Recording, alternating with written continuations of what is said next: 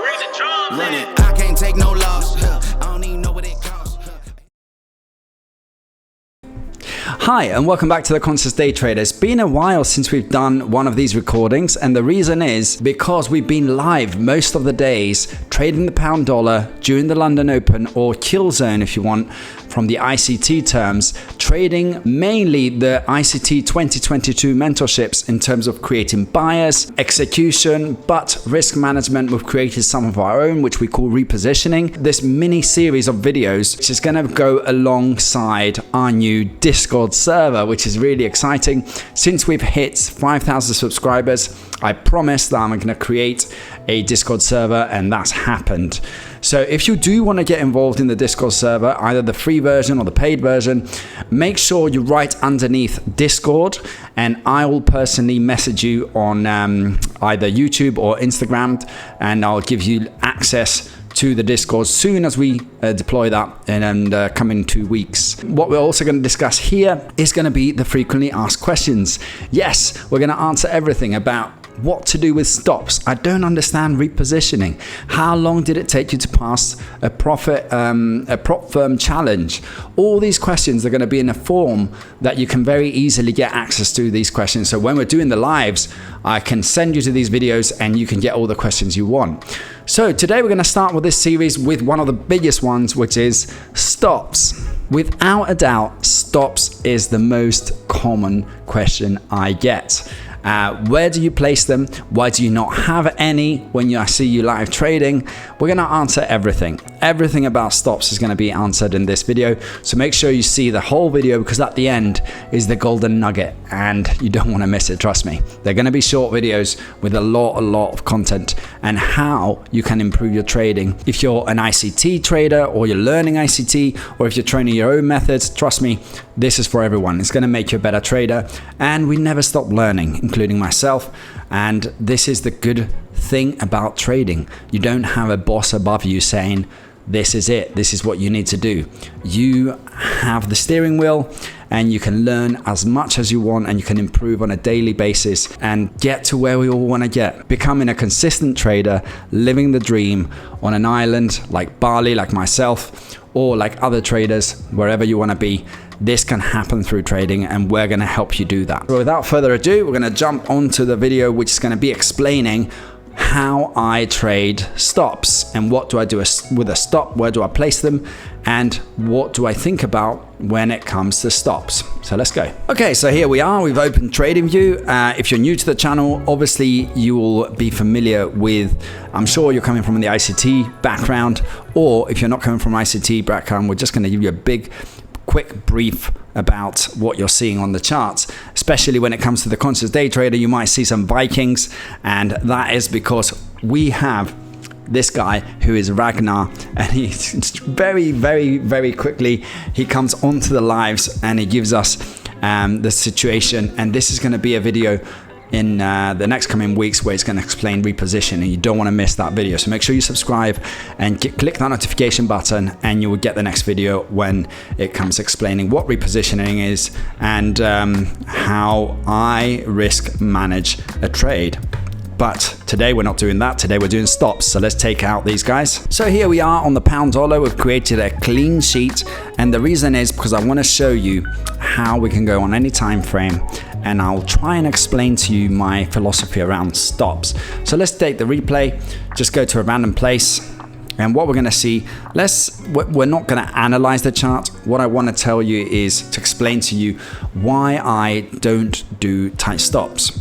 And what I do is sometimes you will see me not having a stop, and that is because the way I look up the profits come into play to what my risk is. So let's take, for example, and rewrite it here. We'll take a text box and say we're dealing with a 200,000 account. And I have consistently proven to myself since January 1st that I can return between $2,000 to $2,500 in 1 week. Okay, so my profits over a week equals to, let's say, $2,500. If you don't know me, it might be a good idea to show you some of the profits just so you understand where I'm coming from. I'm not just bringing up numbers. forsakes. So we're going to go onto my Fivers account. Started with 100K. We have now reached it to 250,000, and we're very close to hitting that next target, which is the 275,000.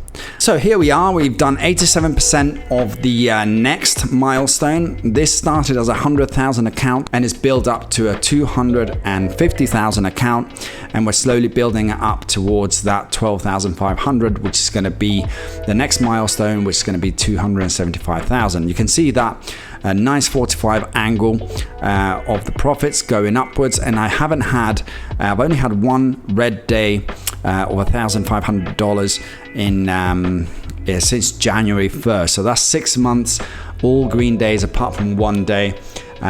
So I think that's good. I can be confident that what I'm doing is working for my style of trading, and in terms of my risk management, which we're going to jump onto now, that's why I've based, because normally I make about $500 a day.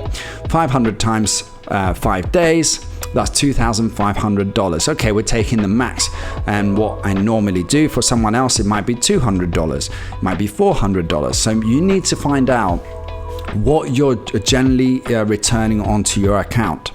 I am happy with this number, and especially since we built the account and we've left some money in there, increasing that buffer of the drawdown, I'm happy to stick with this for a while. So I've decided that 2,500 for a week is my risk, because I base it on my profits. Okay, so we have that now. So if I go below, I'll say I am willing to risk $2,500. Now, sometimes you will see me with a drawdown more than $2,500, and you'll be like, hold on, that's not risk of $2,500. How does that work out? Well, here's the kicker. If I'm having profit, this is the maximum I'm willing to risk in a week. So my week will be minus $2,500. What happens on Friday? I start to trade and I've had a great day and I've made $3,000. What does that equate to? So now my risk equals, for Friday, $2,500, which is the maximum I want to risk, plus my profits, which is $3,000. So now when I go on to Friday, I am willing to risk 3,000 plus 2,000 is $5,500.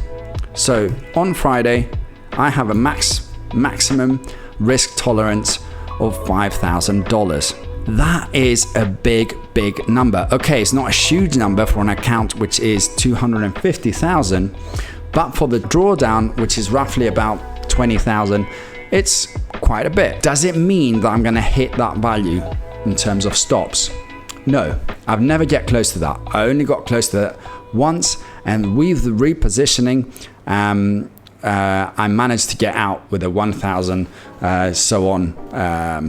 loss, which was recovered the next day. So technically I haven't had a red day, but we'll call it a red day because it closed in red. We haven't had a red, let's say, week. This doesn't mean, by the way, guys, this, as it says there, this is for entertainment and not for financial advice. This works for me, it might not work for you. So what do you need to do? You need to identify a method that works for you with stops. Now, if tight stops works for you, 3 pip stop, then that's okay. You should go and do that. If it doesn't work for you and you're wondering, why am I not getting consistent? Think outside the box, because there might be other ways that other traders are using methods that might be helpful for you, and you can take some little nuggets from this trader, the conscious trader, the conscious day trader, the scruffy trader, the ICT trader, Anna trader, whoever. Find what works for them, but don't copy them. Make it your own and make it better and something that fits to your style and your psychology. Now we've got to understand the risk, or how much I'm willing to risk in a day. So let's say it's Monday. In Monday, obviously it's the start of a week, we have no profits. So I'm willing to risk $2,500. And I want to enter here, because I'm taking this hypothetical now. I've identified that this has broken this structure here. It's gone higher, has not returned yet into these fair value gaps, but it did here. So I'm willing to take this trade. So I enter at this position. Now, if I want to take this position on its own with a one lot, my risk is 2,500. So what do we need to do is go back and see where 2,500 would be. So we've gone in here. So from this position to up there is 70 pips. So if I want to make 10 pips, it will be up there. Okay, so I want this price to go up here. Now you might be thinking, okay, he's trying to make 10 pips. Where is he going to place his stop? Someone might say at the bottom of this fair value gap, so 60 pips, or the bottom of this is 100 pips. If it goes down there, 100 pips on a one lot, I am 1,000 down. If it goes 200, I am 2,000 down on a one lot. Now, if it goes to my maximum loss, which is $2,500, it's at the bottom of that swing low there. If it goes, one lot goes all the way down there, then I'm going to call it a day, and that's going to be it. Let's turn, now we've got our lines in, onto the daily. Look at this, guys. For me to lose this trade with my risk tolerance of a day, it would have to break below 4 days, a week's worth of trading. So is that likely to be happening on the next candle? I don't think so. So you might say, okay, what if it happens? What if it happens? Let's see if it's ever happened. We had this big candle here, right? So this one here, if we take the measuring tool, that's gone down 429. If we take this one from here, 250, which is our 2,500. So it has happened.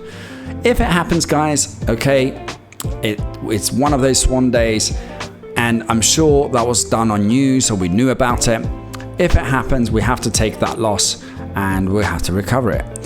But that doesn't happen very often. It happens once in a while, less than 2% of the time in a year. If you go back and look at historical data, and even if you go back in history, you won't see these type of candles where they're huge without any possibility to recover the price. Let's delete that. So normally you'll see this and breaking down, and also a lot of availability to reposition price to get back into a profitable trade. So that's our maximum risk for this trade. As the trade goes on with repositioning, which we're going to see in another video, I am decreasing risk. And this is something that also I've learned from the Scruffy Trader, and I took some golden nuggets from him and developed my own way of using that, which I've now called repositioning. And it's basically taking a worst entry, repositioning it from a better price. And we're going to look at that into detail, but that also affects the stop. So the only thing I want to touch base on now that we can see this is if I have a tight stop of, let's say, 5 pips. Let's see what happens with 5 pips. I'm going to go here and I'm going to put a 5 pip loss. 5.7, a bit more. So here's my tight stop. Okay, so if this breaks, I'm going to kill the trade. And I want to make my 100, which is 10 pips. So we got in there. I want to make 80. Let's do that again. I want to make 100. Okay? Like the normal traditional way of trading. So we're going to put that line in there. That's my profit. If that gets hit, I'm done. Let's see what happens. I don't remember what happens here, so we're going to find out. Is this going to give me the 100? So it's going really well. Probably a weird time. Okay, spiking up. Oh, we got stopped out. There we go. So that is a losing trade. So what do I do now? Do I enter down here for another 3 stops? Or do I wait a break of structure and go in upwards? You might say I wait a break of structure. So let's see if it breaks up. There we go. Breaks above the highs. I'm going to get into here. So I'm going to get in there. And then I want to make 100 pips. So the 100 pip is going to, the 10 pips, sorry. 10 pips is up that high. So that's where my profit has gone now, roughly. Let's be more precise. So I'm making there 10 pips. My stop is also going to stick to 5. So I'm going to take this and go to 5 pips, 5.8, let's say. So now my stop is there. Let's make that a red color. Okay, let's see. Price comes down. Oh, did it stop me out? Not yet. It's pushing back up.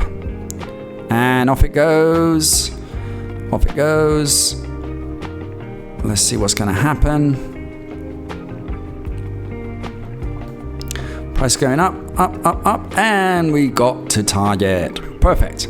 So this style of trading might be perfect for you. What happened here? We took a 5 pips loss.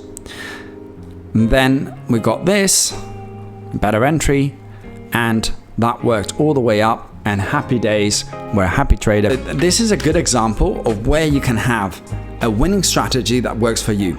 For me personally, that doesn't work because I can't do these tights. If this had moved another 1 pip down, then that would have taken me out, and I would have to try and find another trade to take that winning trade. So already we've done 2, and we're moving to a 3rd trade. With the same scenario is what happens if this price continues lower and you've had 1, 2, 3, 4, 5 stops. Will you be able to hit that 6th stop when you've had 25 pips in drawdown?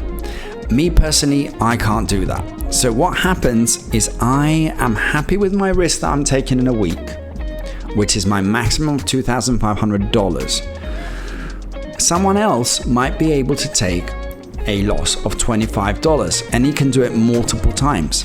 $25 there, $25 there, $25 there, $25 there. Rack them up to like $500 to $1,000, and then get a winning trade which can outpay all those losing trades. Me personally, I can't do that. So what I do, how I deal with my stop, is as I increase in profits, that risk management allows me to be able to have a bigger, wider stop. And what that does allows the price to move freely within the range that it wants to do. And I have done my analysis that price is going to go to that level, and I'm going to let it play out before it gets there.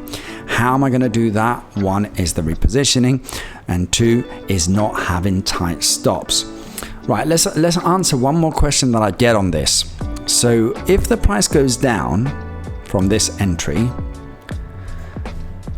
and I add my second lot, so now I've added my second lot, I've got 2 positions in.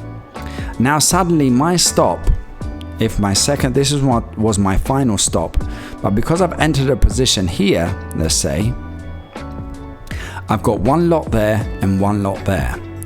So this lot to this position is about $1,800, and from here to here is $500. So that will be slightly over my risk management. What do I need to do? The combination of these 2 positions, they would have to match my $2,500. So the stop will come a bit tighter up. And as I add more positions, that 2,000 of max is getting tighter and tighter. So even though I'm adding in positions into my trade because I'm confident that it's going to go that direction, my risk is constantly the same by decreasing that, bringing that price higher and higher as I'm increasing risks.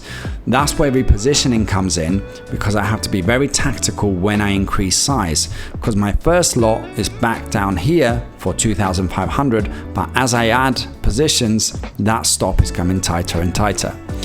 As we got profits, and like we said about that Friday, when let's say after I made 3,000 plus 2,500, so now we're on 5,500. My stop is way far away, and I'm looking to make 500 profit within my repositioning. So in my mind, this makes total sense. I understand that this method might not be for everyone, and like I give a good example of this random data set that we went in and it did work. I was hoping it wouldn't work, but it did work. So someone who's done tight stops here, it did work and it delivered price with just 2 trades. But those 2 trades might become 10. And on the 11th trade, you still have to take them. If you don't take them, you might have another 10 trades where that stop is going to be hit, and suddenly you're in a 20 trade stop out. That's a very hard position to put in your next trade. So with my method and from my psychology, being able to handle the steam of trading with a wider stop, with a maxed fixed risk on my account and on my depending, and analyze through my performance, historical performance, it makes logical sense. And I'm an analyst and it has to make sense. It makes total sense for me to base my stops on my previous performance and not on other traders' hypothetical way of trading or proven, because they're different traders, different psychology, different mindset. So every time you think of stops, think of 2 things. 1, the stop is there to create a safety net to the account, not a safety net to our emotions and how we're going to take the next trade. A stop has to be in place with a logical, you have to be able to explain it logically to someone and to make sense. If it doesn't make sense, then we need to rethink what we're doing with the stops. Just because one person is risking 1% on the account, that doesn't mean that every single trader in the world needs to risk 1% on their account. That doesn't make any sense. And finally, make sure that when you're putting the stops, your account can take it. You're not putting a stop that is illogical to your profits. If you're only making $50 to $100 a week, does it make sense to risk $2,500? Absolutely no. For me, it makes sense to base your stops on the profits that you make in a week. And if you're willing to risk a week of profit, or invest is a better word, weeks of profit, then do that. And it works for me. If that doesn't work, maybe you need to do it shorter. How much can you make in a day?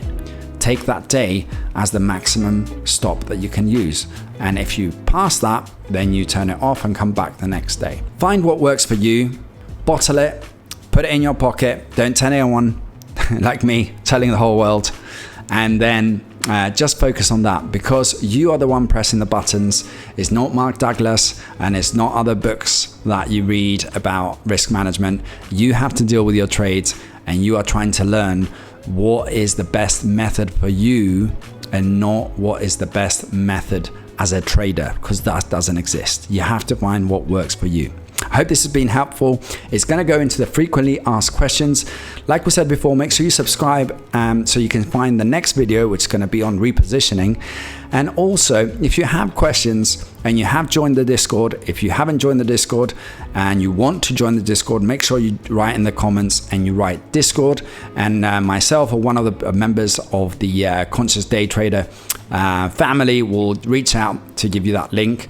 And I'll see you in there. Until next time, which is probably going to be one of the live sessions, or every day pretty much, unless we've got some family issues that we're currently having, trading the London Open, London Kill Zone, ICT 2022 mentorship method, and with this risk management. And if you want to see this live happening every day, go and join me on YouTube on the live sessions that's going to happen Monday to Friday, pretty much 3 times a week, roughly, and also on Instagram at the Conscious Day Trader. Conscious Day Trader. There we go. Catch you next time. I can't take no love.